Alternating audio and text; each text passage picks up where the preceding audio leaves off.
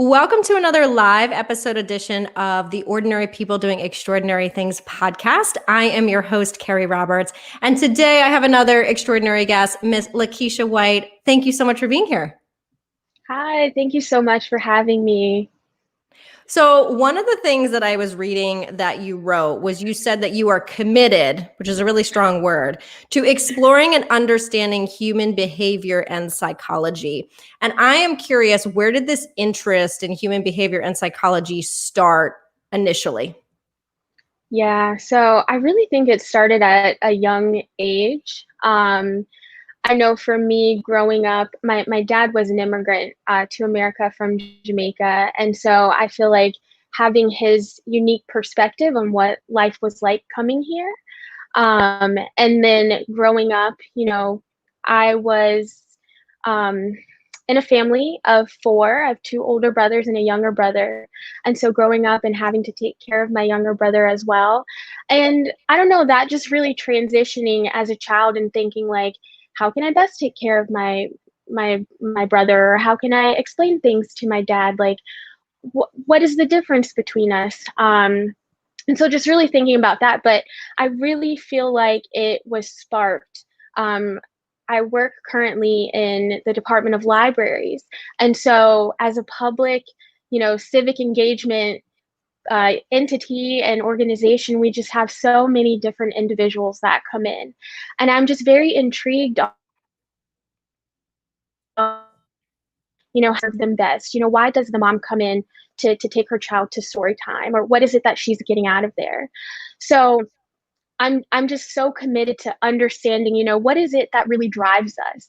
What is it that that goes through our mind where we want to kind of connect and be together? Or, on the opposite side, maybe what is it that, again, bringing it back to libraries, why are you not coming to the library? Or, is there anything that we can do to reach out to you so that we can get you engaged in what we're offering? Which is why I reached out to you, because I saw this and you and I were just chatting beforehand and I was like, we're on the same page with so many things. Yeah. It's interesting because you do have a master's degree in library science. And I think that's something that a lot of people don't even know might be an option. When Yeah. were you always a reader? Were you a writer? Did this interest kind of come in not till kind of after your undergrad? Right. So I was not always a reader. I feel like I was always a writer growing up. So I started taking piano when I was about 4 years old. And so as a little kid, I would compose and write and come up with my own songs.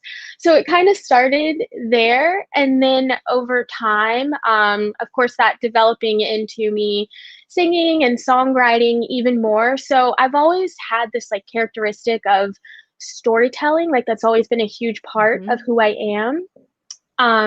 But honestly, me coming to the library field, I feel like was an accident, but something that has benefited me just in so much in the long term. I graduated from Virginia Commonwealth University, and I knew that I wanted to go to graduate school. But there was this feeling inside me, kind of like an intuition of, hey, I just spent 4 years away from my family. My dad at the time, he was ill. And so it's just like, Lakisha, why don't you spend this time, like take a year off and spend time with your family? So I held off going to grad school in Switzerland, and I decided I was going to take a year off and I was going to, help out at home, be with my family. But in the meantime, I was like, oh, just take some kind of odd end job.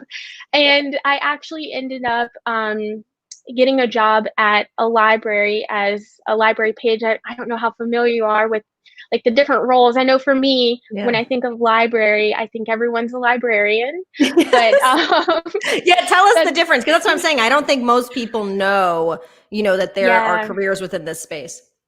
Yeah, so it's so mind-opening, and I feel like it really happened once I kind of entered that field. So I had a position, after grad school as a library page. So that's the person that is shelving your books. When you return them, we would sort them, we would organize them. And you wouldn't think that there's a lot to it, but it's a system, right? It's an information architectural kind of system that you have to have with organizing by name, organizing by Dewey Decimal. Um, so what actually happened was after about 9 months in that position, I was promoted to a library technician. And depending on where you are in your city or your state, the names could range a little bit. But this is the person that's greeting you at the circulation desk. They're helping you with your account. They're helping you to check out the materials. And then from there, I was promoted to the reference department. So, the area where if you need help with research or job searching or computer help, I'm or I was that person.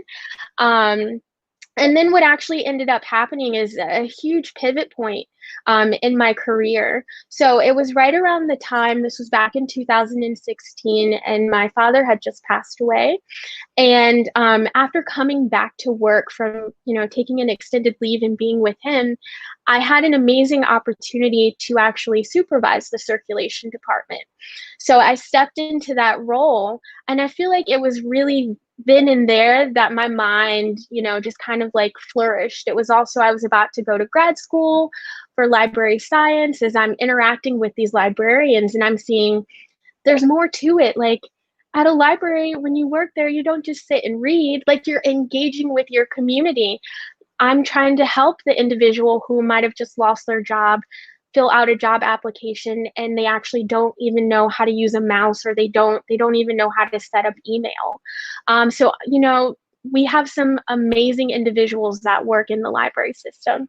And so what it was is, in this position as a circulation supervisor and then going to grad school and learning a little bit more about, um, what it actually looks like in theory, because I've been living it out, working in a library system, what it actually looks like, what the names are called or methodologies, that I was able to just like really thrive and bring that back to my branch and I don't know, bring my passion of, hey, let's help our community. Let's see what we can do. How can we improve our programs? Let's talk to the individuals who are using our services. I love that. I think one of the coolest things about this show is I learn about things I didn't know before. I didn't know there was that much involved, I think, in the system. And it's interesting that you kind of found this passion during a time that was personally, I'm sure, very stressful. And your demeanor, I mean, from having met you just in these last few minutes, you're just very calm and composed. Is that how you are all the time? Or like, because this is what happens, right? People tell their story. They're like, oh, a family member was ill, they passed away, this happened. Then I went to grad school. Like it's easy, but I'm sure it wasn't. I mean, do you think at that time, because it sounds like your father had a big influence on you, you were kind of taking care of your younger siblings and things of that nature. Did you at that point kind of say like, okay, I'm going to get a little more clear on what I want, or this is definitely what I want, I'm doing grad school? Was there anything that kind of shifted your mindset at that time?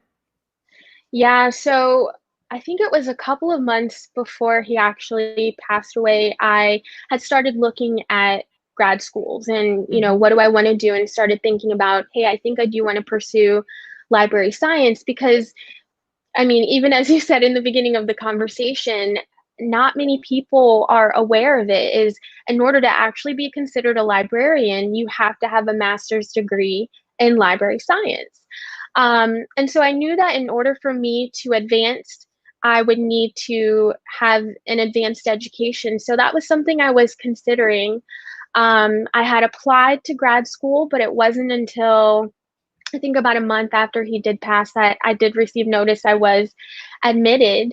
And I think that it was such a crucial time. You're right. It may seem I am coming across as very calm and collective, but in those moments, there really was so much of a storm that was going on.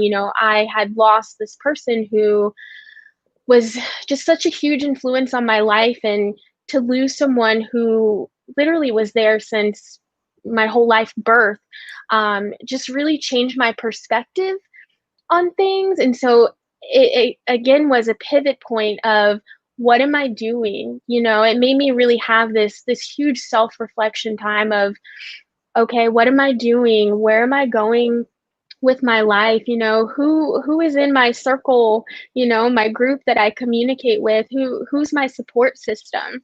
um so it really got me to thinking about that. And I knew that going to school for library science was what I wanted. I know that deep down in my core, my intent is I always just want to help my community. And that's why I say, I feel like it might have been an accident getting into this field, but in the long run, it really has like propelled me to just be who I am and become a better person, all because, I took a year off and decided to apply to work at a library. And it's I have grown up with my mom always says things happen for a reason, even if we don't know why. And so it's always interesting, that it was like, okay, it wasn't a great experience, yet at the same time, it, like you said, allowed you to kind of propel into this area of passion that you're excited about, which I love that. I am such a fan of people doing what they're passionate and great at. And when you see yourself talking about it, you see yourself light up, which makes me excited because you're doing something you care about. So let's go into too. You are a UX researcher as well. And UX, people don't know, user experience. Mhm. There is UX designers, UX researchers, UX conversation. What's kind of the difference? How does kind of your background with the library science help you with UX research? What does that mean? What does somebody do kind of in that space? Yeah, so it's still very relatively new. I know the position that I have was just created at the latter part of last year. So for me, I feel like with my background, especially in libraries and with a civic engagement type of organization, bringing to this area of user experience and surveying, our patrons and our users who are attending our programs and using our services. I'm able to bring interpersonal relationship skills, some of those soft skills of conversational skills, engaging with the public, engaging with staff. It's kind of a twofold. You're right. There's so many different roles and so many different positions that you can have. Um, but for me, I really do consider myself a researcher and a librarian. So what I do, what I bring to the table is I have that background of knowing, you know, such a strategic mind of um, information that's organized and how to actually go about and the planning of that information. And so that comes from my library background, but from research as well as user experience, it's a lot about going out there and putting aside all of my assumptions. You know, I want to know what you want. I want to know how I can serve you. How can my organization serve you? And so that's kind of like the core, for user experience. And so bringing that to a library, it really does go back to a twofold for staff. How can I help you to improve maybe onboarding, or how can let's talk about what culture is. Let's talk about our customer service. Let's research that. Let's look at other libraries. Let's look at other retail. Because libraries are evolving and changing. Um, a topic that always comes up is, our library is relevant. Will they still continue to be relevant? Mm. And I really believe, yes, I really do. I mean, the evolution of even having a UX position, in this organization really does show that libraries are so involved in their community. And when you have the Google and the Apples kind of companies that are out there, where you can kind of get what you want when you need it, like right at that time, that's who we are in competition with. And so it's just so important for us to go out there and to actually engage with our community and not just stop it at numbers of, we had X amount of individuals attend here, or we have X amount of individuals come through our doors. But no, I want to talk to you about your experience. I want to talk to you about why you love coming here so much, or why you love to bring your family here. why do you bring your kids to summer reading program? Or how can I help you with adult education? So you're right. There's just so much that goes into it, but I really do feel like I'm able to use that librarian piece of me, but then also the research and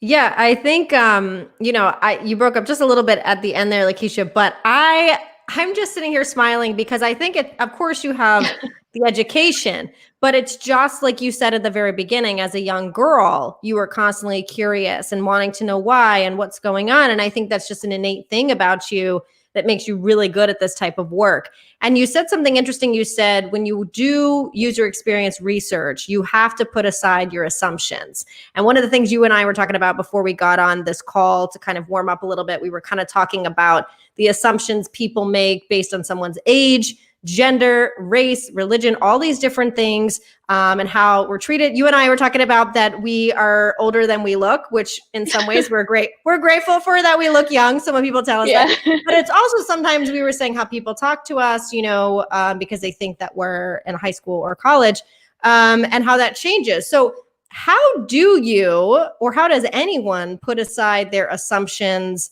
when they're doing this research? Because I would assume that's sometimes very challenging if you've seen research in some ways to back up what you think.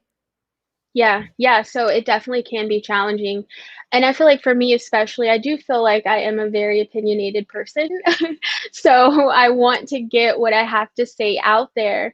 But I think that at the core, when you look back at what your goal is really just to understand who is our user? What do they want? Let's take it back to our mission. Let's take it back to our vision. We just want to serve you. So as much as I or others may want to be opinionated and put our assumptions in there, what it takes is us just going out, talking to the community, getting kind of like that qualitative part of research and getting those testimonies of what really makes a difference in this person's life. Because yes, I have my unique story and my unique journey, but this product or this service is not just for me. This product or this service, it's so much more broader than just me. It's so much more than just me. It's about Jane, or it's about this person here. It's you can insert any name there, but it's just so important to be able to get out there and to talk to the individuals that are in the community. And I think that that's what really puts aside assumptions. Yes, girl, I just want to high five you. Yes. Yes, I couldn't agree more. So one thing you said that's really important that I think I'd love for you to talk more about is talked about qualitative feedback and research. I find that most companies are way too focused on quantitative research. They're very much about the statistical data. Even if you have hundreds of people telling you, like you've had conversations saying, well, this is what I'm seeing. They're like, well, the data is showing this. How Right. do you kind of have those conversations, or how much research do you need to prove that the qualitative information is equally, if maybe not more important sometimes than the quantitative information? Yeah, so I think it really, for me, I feel like I am a mixed methods type of researcher, so they Mhm. both support each other. So you're completely right with the quantitative is that it could say, let's say even for my phone, if someone is trying to get information for usage of my phone and it says like, okay, well, Lakeisha used her phone for 3 hours. She must love her phone. But in that data, that doesn't actually talk about my experience. Yeah, I could be using my phone for 3 hours, but it was because I was troubleshooting it, or it was because I was having so many issues. So I think, I mean, it really does go back to getting out there in the community, getting out there, as far as like reaching out to the individuals who are using your products and who are using your services and getting those testimonies and presenting that to your stakeholders. That information is what is going to support that quantitative data. Um, I think that we all love a good story, right? We don't go to maybe the movies just to see numbers or to hear facts or something like that. Like that's what's so engaging is we love a story. And even more than that, we love like a victorious story, or we're rooting for this person, you know? And so even with user experience and that same kind of like concept of maybe even, you know, when you're getting feedback from your patrons or your customers and you're seeing like, hey, these are some pain points here. It's so rewarding to be able to work through those pain points and to work with those patrons or customers to get to a point where you can create a service and you can create a product based on their testimonies, you know, the qualitative, based on that quantitative data to then come out with like a frictionless or just very like streamlined service or product where everyone is on the same page. It can be challenging, the process of doing it. I understand, you know, some companies do want to see just the raw data. But in that, what you also want to convey is what story do you want to tell? Like the data doesn't tell the whole story. There's so much more that lies within there. Your users and your customers are more than just a number. Let's take some time to actually see who they are. And so for me, that really is where I come from is yes, we have X number of people who love using our services or products, possibly, right? That's my assumption because we have a number. Let's go talk to them and find out. Let's go see do you like this or is it not serving you? Lakeisha, so good, girl. I am like, yes, somebody gets it. You're explaining it beautifully. You know, it's Thank funny you. because I talk a lot about brand and community, and there's a lot of similarities here with what you're talking about UX and research, because I say the same thing, right? I do so many interviews. I do a couple other shows for clients as well. And I will do the same thing. They'll have a data or they'll say, well, it's not turning into sales. And I'll be like, but I've had 100 conversations. Here's why. And they're like, yeah, but the data's showing this. And I'm always like, Yeah. but wait a second. You know, like when you're talking to people, like you said, there's so much value in that. And I just think it's great that you're bringing to like this conversation, because I think it goes beyond people who are just in the UX industry. It's really anyone that has a business taking the time to engage and connect and research and ask the questions, like you said, instead of just assuming. And I remember I had gone to I'm a dancer, and I had gone to a dance class, and I had asked, I had been there for a while, and I had said, I think we can do more challenging moves. And they were like, well, you're more advanced. We have a lot of older clientele. They can't do it. And I was like, I've been sitting here with these people for about a year. I think they could do it. Yeah. And they're telling me they're asking for it, right? They want to. But like you said, maybe it's an assumption because, they're older, or, Right. because you haven't pushed them. And it's like, well, have you asked the question?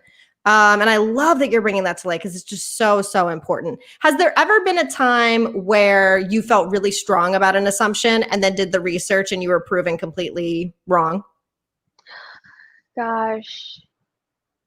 I feel like yes. Let's see. Yeah, so again, I'm just so opinionated coming to the table. So I know, okay, so for instance, last year I participated in a design workshop back in DC, and we went out and we had a problem statement question of how can we make mental health equitable?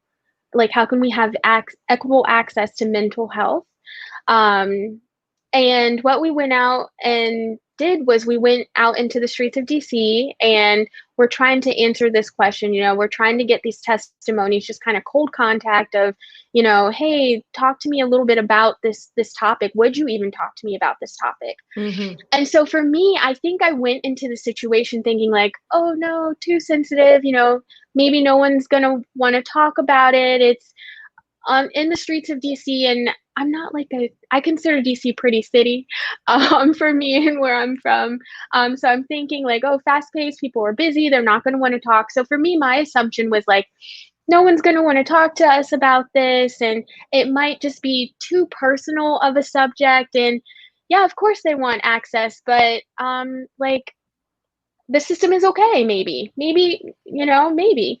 But actually going into that project and talking to the individuals with such unique stories, they want to talk about it. It was beyond just them being busy. They would stop and they would take their time to talk to us about, mental health situations that maybe they had been in, or exposure that they've had with family members or friends. And one from it that came out was that many individuals would love to see some type of space inside a bar. So some type of yoga area inside a bar, or some type of like talk therapy area inside a bar. But for me, coming into that project, I never ever would have, I never would have gotten to that conclusion, but it was because I went out and talked to individuals really to get their insights on, their thoughts of what they believed. Yes, and thank you for sharing that story. I think I've done the same thing. I mean, I've had different ideas. I think for anyone starting a business, owning a business, it's important to do the research, because you think, oh, everyone's going to want something, and then when you ask and you realize no one doesn't, it saves you so much time and Yeah. energy instead of continuing. If anyone is watching and you have questions for Lakisha about UX, or you just want to give a shout out to her, you're welcome to here as well. The other thing. When you're doing UX, who are you normally working with when you're a researcher? Are you working with like the design team as well, with the marketing team? Like, how does this kind of all blend together? Yeah, so I think it can vary per organization. Mhm. But usually it would be a researcher. You would be able to work with someone who is a designer. So maybe that could be a UX designer or a graphic designer. Um, I know for my organization, I am a team of one, so I ad hoc my team. So I work with the IT department. I'll work with our marketing coordinator. But what is also very important is to include my stakeholders of, let's say, my branch managers, or those who are at library administration. So I'll make sure to include them every step of the way in these conversations that we're having. But again, at other organizations, you could have a product manager, who is someone who kind of oversees, the actual product. Something that I'm learning a little bit more about is service design. So you could have someone who is a part of the team, who specifically is tied to looking at all of the touch points and channels that are in an organization or a business. And what they do is you would work with them, and you guys would, work through, by journey mapping, or by kind of mapping out the roadmap for a customer of, hey, what are their different experiences that are happening at each of these touch points. So let's say for purchasing a sweater, maybe you start online on your computer, but then you actually end up going to the store. So you have multiple different touch points. So again, it's going to vary per your organization. You just want to make sure you have your stakeholders involved. You want to make sure, you have the voices at the table that you need for the back end, so your developers or your designers as well. Yeah, I think the other thing that's so great about this show is for people that are watching or listening later, that there are so many jobs that we can do. There are so many careers, there's so many ways to live our life, that I know even stuff you're saying is kind of hitting certain things for me that I haven't heard before. For people that are like maybe listening and they're like, wow, this is something like I might want to do, like I'm interested in. What would you suggest that maybe they study, or that they learn, or kind of get access into this type of field? Yeah. So I definitely say a Google search to start. You really can find a lot about, just searching in general user experience. But one resource that I have found to be extremely helpful is an organization called the Interaction Design Foundation.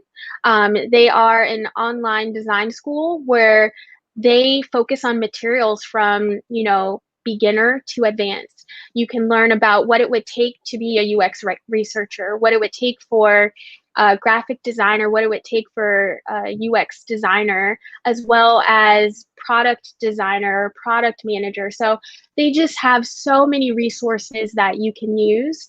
But I would also say get out there. I know for me on LinkedIn and connecting with other designers or other UXers and practitioners in libraries, but then also, in other organizations. So maybe in the private world too. I just really say just get out there. Like just the world is I don't know, it's so open for you just to be able to use those resources of those who are in your network to just start talking to someone about it and ask more questions and, what was your journey like? And I think for me, that's definitely what I've been doing. And that's what's been helping me to learn more and more. And they can connect you to different workshops. There's a lot of virtual workshops that happen where you can learn more that'll, show you from a beginner level of, hey, these are different roles that we have. This is what the role would do, and let's really start thinking, how can you even apply UX where you are right now? You might not be a UX librarian or a UX researcher, but everyone, I think, always desires to have a better experience. And I think that many individuals desire that for their organization as well, so that there can be continued success. So how can you implement that at your organization? So those resources are great for that. I love it. If people want to connect with you, is there a place that they can do that? Yeah, so on my LinkedIn, so Lakisha White, if you just search me on LinkedIn, you can connect with me there. Perfect. And the last question I like to all my guests, Lakisha, is what is one word or quote or mantra that you try to live by every single day? Yeah. Okay, so it's by Gandhi. So it's be the change you wish to see in the world. So for me, I don't know, growing up and just feeling like I know I want to help. I know I want to always be a better person to continuously improve for myself. But I may not always see, like, I know opportunities are there, but I may not always see it. So for me, it's just like, hey, if if I get in this mindset where I can be the change of who I wish to see in this world, like I can be that change, I can be that individual that starts from as a library page and now becomes a UX coordinator in the library system. So I just think, why not you? Why not you? You are only limited by your beliefs.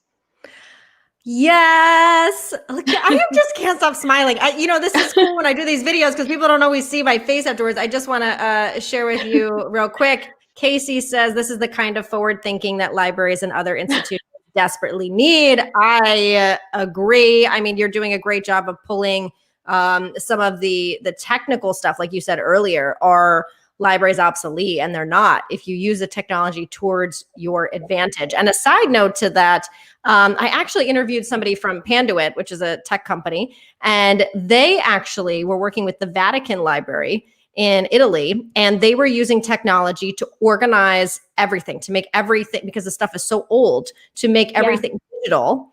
And one of the things he said was the plus side to this was that the technology actually was able to see other writings on some of these old pieces of paper. So you have now this kind of almost like archaeology thing going on of, again, how do we take tech, how do we take something that's a little bit older and blend it together to keep things moving forward?